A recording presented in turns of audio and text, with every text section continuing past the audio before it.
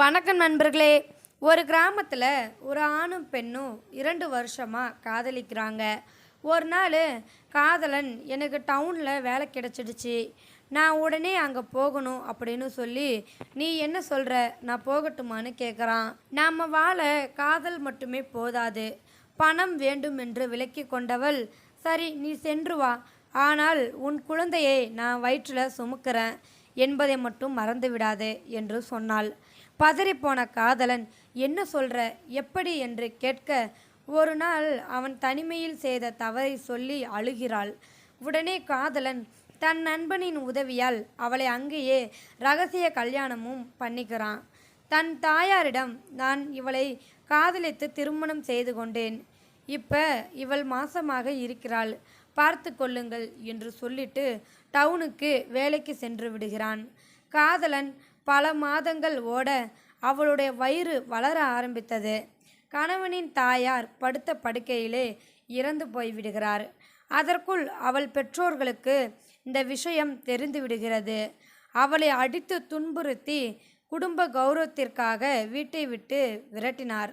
நடந்த சண்டையில் அவள் ஒரு கை உடைந்து போனது. கை வலியோடு தன் கணவனை தேடி டவுனுக்கு செல்கிறார். டவுனில் விலாசம் தெரியாமல் பச்சை உடம்புக்காரி சோறு தண்ணி இல்லாமல் நடு ரோட்டில் மயங்கி கீழே விழுந்து கிடக்கிறாள். அதே நேரத்தில் கணவனுக்கு ஏதோ கெட்டது நடப்பது போலவும் உணர்கிறாள். ஆமாம், இதற்கு பேர் தாங்க காதல். உடனே கிராமத்தில் இருக்கும் தன்னோட நண்பனுக்கு ஃபோன் செய்து எல்லாவற்றையும் அறிந்து கொண்டு ஆஃபீஸ் என்று கூட பார்க்காமல் ஓ என்று கதறி அழுகிறான். நடு ரோட்டில் விழுந்தவளை ஒரு நிறுவனம் பாதுகாத்து பிரசவமும் பார்த்து டிவி நியூஸ் பேப்பர் தகவல் கொடுக்கப்பெறுகிறது. மறுபக்கம் கணவனும் அவருடைய நண்பர்களும் அவளை தேட ஆரம்பிக்கிறார். 2 நாட்களுக்கு பிறகு இரவு 12 மணி போல ரயில் நிலையத்தில் ஒரு பிச்சைக்காரி போல அழுக்கு சேலையில் கை குழந்தையுடன் தன் கணவனிடம், ஐயா ஐயா, என் புருஷனை பார்த்தீங்களான்னு கேட்குறா. சடார் என்று திரும்பி பார்த்த அவனோ ஐயோ என்று அலறி அவளை கட்டி பிடித்து, என்னை மன்னிச்சிடுமா என்று கதறி அழுகிறான். அப்போதுதான் அவளுக்கு தெரிந்தது அவன் தன்னுடைய கணவன் என்று. அவனை இறுக்கி அணைத்து, எங்கடா போன என்று சொல்லி அழுக ஆரம்பிக்கிறாள்.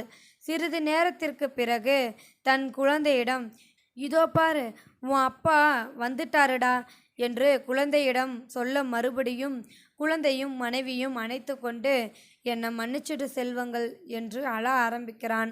அந்த பெண்ணின் உண்மையான காதலை பார்த்த நண்பர்கள் அத்தனை பேர் கண்ணிலும் கண்ணீரும் வந்தது. காதலித்த பெண்ணிற்கு குழந்தை கொடுப்பதில்லை, ஆண்மை அவள் சாகும் வரை நம் காதல் அழியாமல் இருப்பதே. ஆண்மை காதலிக்கும் பெண்ணிடம், இவனையா நான் காதலிச்சோம் என்று அவள் நினைத்துவிட்டால் நம் காதல் ஒருபோதும் வெற்றி பெறாது. நண்பர்களே, இது ஒரு அருமையான பதிவுதான்.